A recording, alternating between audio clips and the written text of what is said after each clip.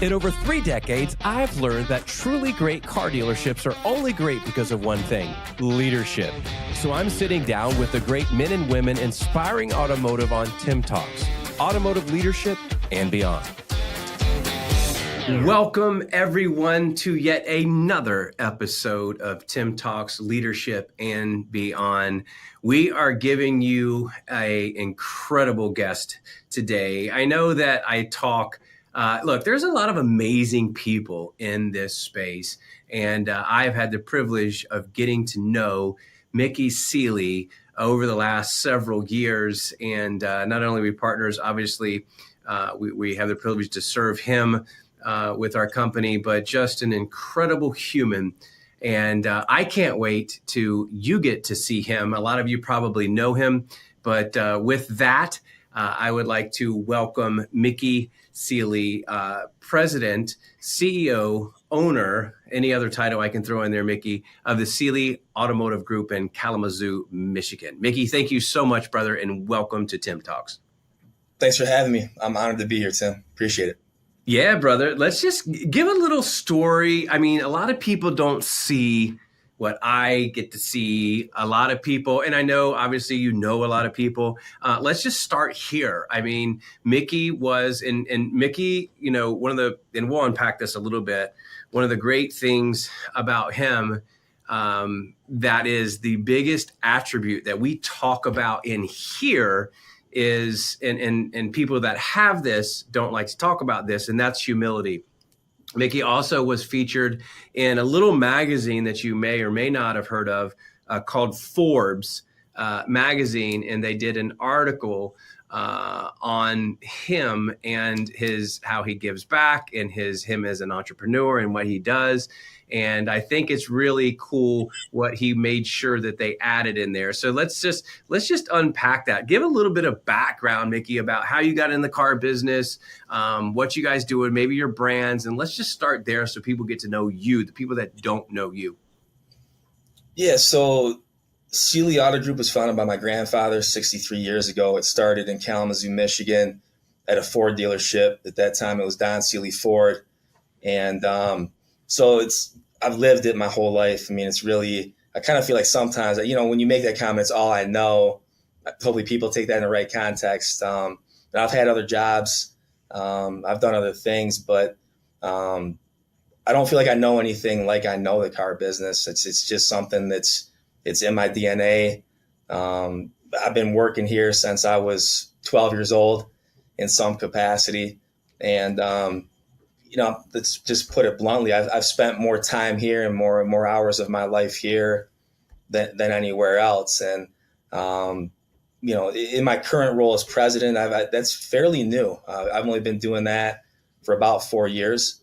And, you know, right now we're in a growth stage, and it's been a lot of fun, but it's also been a lot of work and sometimes not the fun stuff. So, you know, my dad and my uncle had their turn to run it kind of when I was a kid growing up. My grandfather handed over the reins to them, and so they were president, vice president for quite a few years. And I don't have any brothers. I have 2 younger sisters who aren't in the industry, and as Tim knows, just some really good people that work with me that I'm tremendously blessed to have. Not just false humility, like there's no way I could do without them. You know, there's certain things that I'm really good at, but they fill the gaps in a lot of ways with the stuff that if I didn't have them, there's no way this place would tick like it does. And I know it. And because I know it, I try to treat them great, you know, and you know, just try to treat them with the respect they deserve and you know, with compensation, with time off, and making sure that I'm valuing them as humans, you know, with their families and their friends and you know, really just trying to honor them with how much they help me and make this place great. No, that's amazing, Mickey. And I want to unpack, let's talk about Stan a little bit. I mean, Stan is your right arm. You know, you talk about not being able to do, you know, what you do. I know my buddy Patrick has Michael, and, you know, it's incredibly, what is the word I'm looking for? I mean, I don't want to say it's unique, but it's so helpful when you have somebody like that you can that you can pour into, and that you can actually, I'm an entrepreneur, you're an entrepreneur. And sometimes, you can leave the store and leave the keys and feel that it's okay with what's there. So how did you, how long and maybe I should know this, but how long has Stan been with you, and how did you find him? Yeah, so Stan, when I was selling cars here, this would have been, I'm gonna be slightly off on this probably, but I'm gonna say around like 15, 16 years ago. I would have been selling out of our old used car building in Kalamazoo, and he had come across the street from Ziegler Auto Group at that time. And actually, they're still there. So he had come across the street from Ziegler. They're a good dealership. They're a good auto group here in Michigan, based out of Michigan. And so he had talent, and he had a good structure from over there. They taught him processes, and he was one of the best salespeople, in my opinion, in the building at that time. And really, what drew us to each other quickly had nothing to do with the car business and talent and being able to perform. It was I could see that it was his raw and genuine Christian faith. And quite honestly, at that time in this place, I was a Christian here, very lonely. There weren't a whole lot of other people in Christian faith. I felt like an outcast a lot of times. I felt like an outsider a little bit. And it was hard to have conversations. I tried to witness to people. I tried my best to, not judge the people that I was working with. But it just was difficult at times to be able to have real conversations. And that's what initially drew us to each other, was our faith. And we could both pick up that it was real. We both had families. We both had young families. There were just so many things in common that we had instant bonds around. And then we just happened to work in the car business. And quite frankly, in those years, we were both of the belief system that the business needed to change, that there were a lot of things about the business that we didn't like. And there were some things about it that we did like, obviously, but there were some things about the business that we felt like didn't need to be the way that it was, and that we were confident in our ability, if we ever had a chance to lead and be in a leadership position, that we were committed to doing that. And so at that time in my life, I wasn't ready to take that step yet, nor was Stan. But we kind of made that agreement, like, hey, if we're here and that door ever opens, if God were to ever open that door,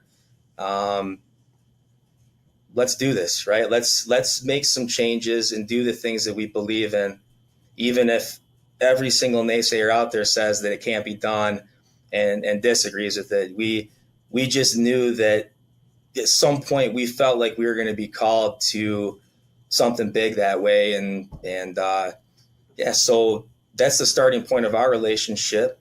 And it's been a good ride. He's been my best friend. He's been the closest thing to a brother that I could ever ask for. And to your point, Tim, earlier, there's full trust there, which is the biggest thing. So I know that if I can't be in a certain place and he can, he's going to run it a certain way, and I have nothing to be concerned with. He's going to run it the way that we've committed to. And so it's just nice and it's not limited to just him. I have a ton of employees I could say the same thing about. We have a really strong culture here. We value culture, and we got a lot of flaws too. There's obviously, right? Everybody does. But man, when you got trust with people and you got a strong culture, and when you believe in certain things a certain way, I'm going to say when you have a high belief system in what you're doing, it can really cover up a lot of those flaws when they happen while you're in the process of getting them corrected. Let's talk about that a little bit. Like you are growing. You just added a new point, correct? We did, yes. Yeah, just added a new point. You're not stagnant. You're wanting to grow. You're involved in the community. Let's talk about that. In the spirit of leadership. Like, you've got an incredible. I don't even know if you'd call him a number two. I've been called a number two. Before in my life, and it wasn't derogatory. I was like, let's go. But you've got an incredible partner, let's say. But how do you? And I met some of the people, through the car church on Wednesday that we talk about that come in your office and listen. But how do you balance, faith? In my faith, we've never wavered. I'm not worried about mentioning that or being hopefully known for that. I will tell you that when you do proclaim that, people watch you. And unfortunately watch you hoping you mess up. I hate to say it, and hoping that, oh, he's like, and by the way, we're all flawed. We all have issues. Like, everybody's got issues. There was only one person that was perfect. But how do you balance with such strong faith and lead that way, and you and Stan lead that way, and bringing people in, creating people talk about culture, but how do you do that and balance it in a world that's not necessarily politically correct? How do you take a stand? In fact, let's even unpack. Let's go before we do that. I'm having an ADD moment, but I mentioned earlier in the intro that Forbes magazine reached out to you and wanted to do an article. Can we talk about that a little bit, and then we can talk about how important your faith was, and then what you wanted to make sure that they put in the article. How did before we get into the other question, how did that come about, and then what were some of the questions that they were asking, and just take it from there. Yeah, I'm so glad you asked that question, and I really appreciate that, Tim. So, listen, when I first took this place over about 12 years ago, I didn't take this place over with a goal in mind of being in Forbes magazine. Like, it's something that was never on my radar. At that particular time, I felt like I had a calling in my life. I felt like it was the right time. I felt like God had gotten me to a point in my life at that time where I was ready to do some things that required courage and required some boldness.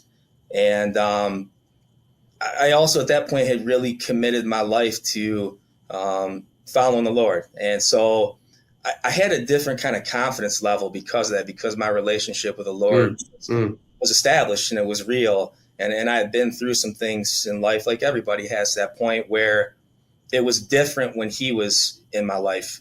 And not to say that things were always easier necessarily, but things were different when I went through the trials and the storms. And so I guess at that point, it was pretty clear to me what he showed me as far as how to do it.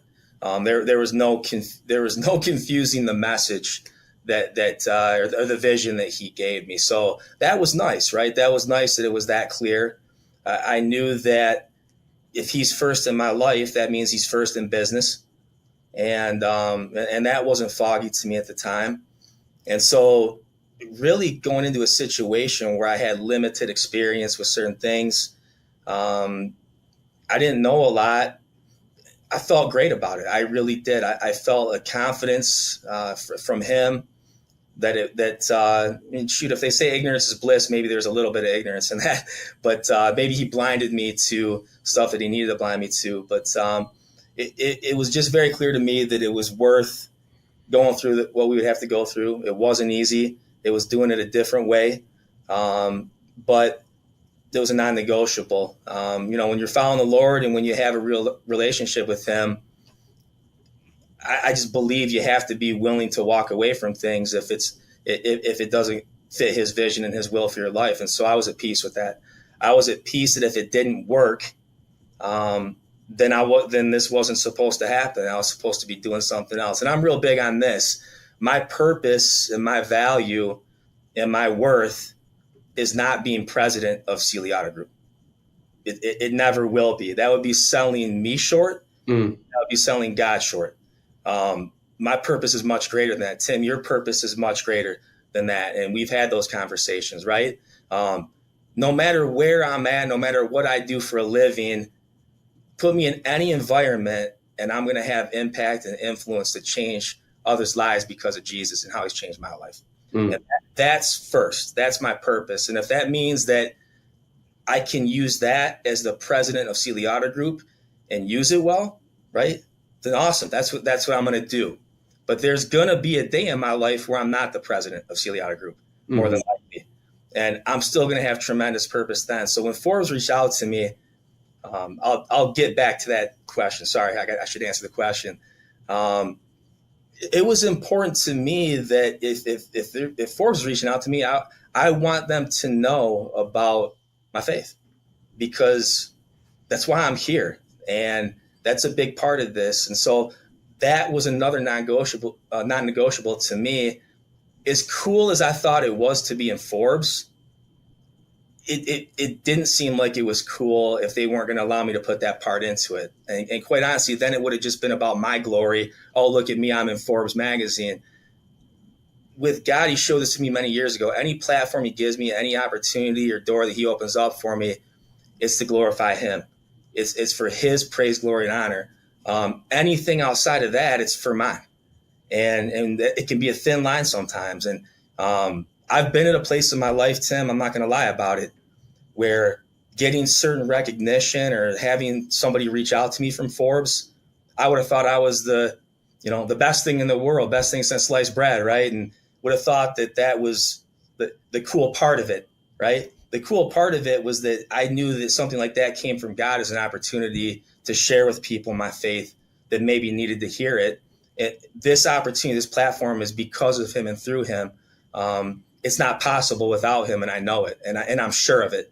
And so to me, the rest of my life, anytime I have a platform, I'm going to do the best that I can. I'm going to try so hard to make sure that people know anything good that you see in me is Jesus. He's changed me. He's changed my life. He can change yours. And I'm going to do everything that I can to use those platforms as well as I can. No, that's amazing. And taking those types of principles, how do you use that? This is, being a leadership podcast, you just spoke of the greatest leader that ever lived.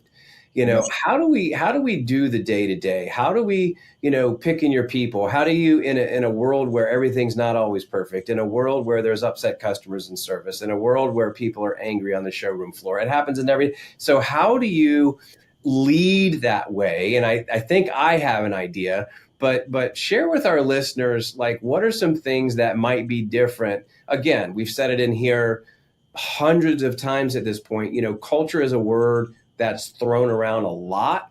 And then you talk to specific people that have worked for these particular dealers that profess to have great culture and kumbaya and people first and our experience is great. And then you talk to people and like, whoa, they're a completely different person. I know that's not the case here. But as far as leadership, how do you day to day, knowing what your faith is, making sure that you lead that way? And when people come into your, like, what do you do? Is there a secret sauce? Like, how do you pour into your people on a daily basis to make sure that culture does not change? That's a great question. I think something that comes to mind immediately is consistency. I feel like people are looking for consistency in leadership. I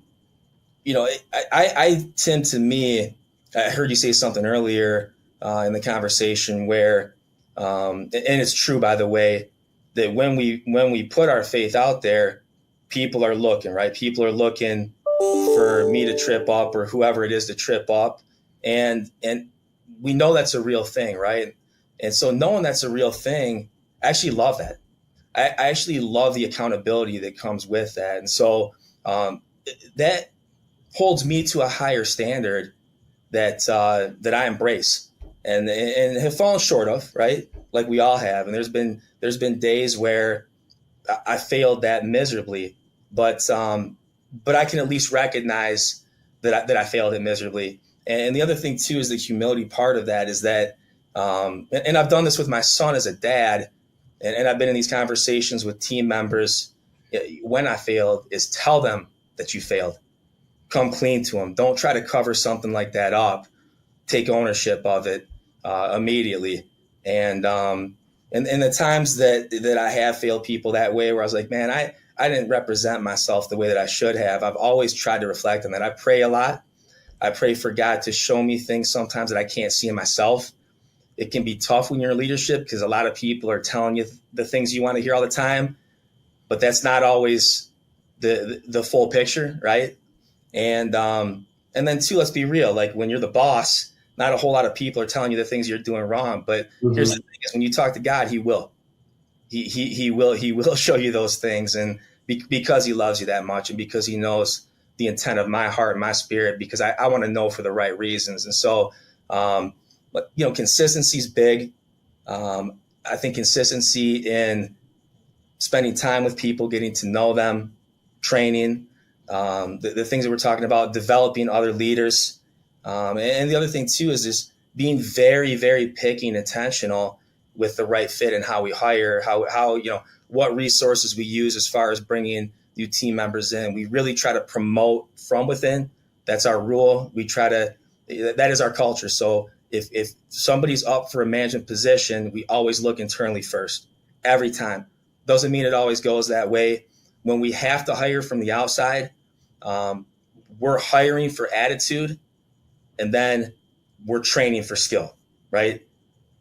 The attitude and the culture stuff, like the right fit, the leadership ability, that supersedes the skill, and they usually do go hand in hand. But in the car industry, to me, this stuff isn't rocket science. It isn't easy either, but at the same time, we feel confident in our ability to train for skill. But if you don't have the right attitude and you don't have the right mindset and you don't fit our culture naturally, that's going to be a glaring problem at some point that training can't overcome. No, that's huge. That's huge. And we'll unpack a little bit of that as we start to wind down a little bit, but unpack a little bit. What are those other avenues when you look for those type of people? You said, not a normal hiring process. What are some of the things that you do there to make sure they're, going to fit what you guys have built and the culture that you've built and what you continue to maintain? Yeah, great question. Again, we've got a good program internally here at Seelye Group where we have a nice compensation plan that makes it attractive to our employees to bring us people that they know, and that's in all areas of the dealership. It's one thing with the compensation. There's no doubt that helps. I think most people, though, they would do it if I didn't pay them a dime. If they love working for this place and that's genuine, they're talking about it. They're talking about it with their family and friends. And they say birds of a feather flock together. Most people are in certain communities, environments where they know other people that have similar interests and do similar things. So, a lot of our external team members come from people that are here internally. And that's really the bulk of them. That's the majority of them. I'm not against Indeed necessarily, or some of those other, sites that we can use, to get talent, to attract talent. There's no doubt that we've gotten some great team members over the years from them. So I try to stay open to all of them, but our process as far as interviewing has gotten much more granular. It has gotten much more intentional as far as the people that are involved in it and the steps that we go through up front to really truly try to eliminate up front, right? Like just go, listen, it's okay. This just isn't the right fit. And that's okay. There's a better fit for you somewhere else. And try to, save time that way and really get down to the nitty gritty of people that we think this is the right fit. And a lot of times that doesn't look that way on paper, like if you're looking at a resume, but there's more to it than that. And so, a lot of our hires for certain leadership positions, again, have been internal. They've been people that we've promoted from within. And some of the other ones have been choices that, quite frankly, most people, smart people in the car industry would be like, you're crazy for hiring that person. But it works for us just because, we're trying our best to go, you know what, again, we're going culture first and we're going to commit to that. And it's hard to do because sometimes you just look at it and you go, we need talent here, right? But we've just had to learn some hard lessons, Tim, over the years that talent can only take you so far. And quite frankly, there's a lot of talented people out there. But we put our culture first. We've committed to that. And so we've made a lot of decisions with that in mind. And for the most part, it's worked pretty well. What would you tell a new GM, new GSM that is trying to, maybe the store's got a really bad reputation, or maybe it's not had good leadership? That's why we did this podcast, because there's a single thread common denominator with great organizations, and that's one word: leadership. What would you tell that person sitting in a new chair, tasked with rebuilding a store, to build that type of culture? Where do you start if you were to speak into him or her? Yeah, I'm just going to speak from where I started personally 12 years ago when I took over a broken culture. Um, I'm going to start with talking to the employees.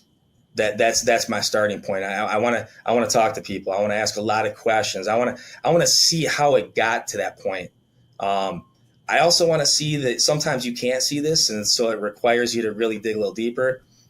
Even in a broken culture, and even with broken processes in a place that's not performing the way that it should, there's still good things in there, but you got to find it. So I want to know what the good stuff is too, in finding all of it. But really, just starting with the people, um, getting to know them on a personal level, trying to figure out why they stayed, some of the reasons for staying in a jacked up culture. Um, you know, Making them understand with full transparency that things are changing, being honest about that, and seeing how they feel about that. So, just giving them a clean slate and saying, listen, I want you to be here. Um, we think that the right thing to do is to give you a chance to be here, but we will not sugarcoat and we will not hold back in honesty in what we're doing. And it's going to be very different than what you're used to. And for a lot of people, that doesn't work. What do you think? Um, and quite frankly, people most of the time, they answer you honestly, right? Like in that situation, Tim, I had people just quit right then. They said, you strike me as a guy that you mean what you say. You're going to make me really uncomfortable. I'm out.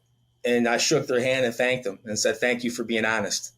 That actually took some courage, and I wish you the best. And that happened. Sometimes it's a natural weeding out process that way. But I just really want to start with, like, how did this place get to this point, so I can know the first steps of how I'm going to get us out of this, and that's when standards come in after that, like really making sure that, again, that consistency in your leadership, like your yeses are yeses, your nos are nos.